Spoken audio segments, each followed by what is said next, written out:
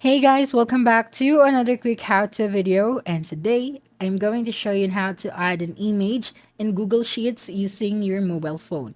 So first, open your Play Store and search for Google Sheets and click on this one and then click on the install button, and right after that just click on the open button.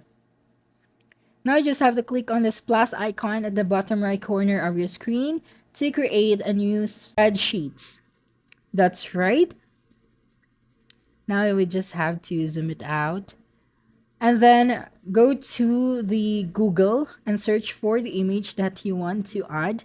So for example, I want to add this image. I'm just going to press and hold and click on the copy image. Now let's go back to our Google Sheets. So here just have to click on one of these boxes right here and then press and hold and then click on the paste button. So as you can see, you can now resize the image that you have added. So let's zoom it in to resize the image. And that's a wrap. Don't forget to like, subscribe, and hit the notification bell for more quick how-to videos next time. Adios.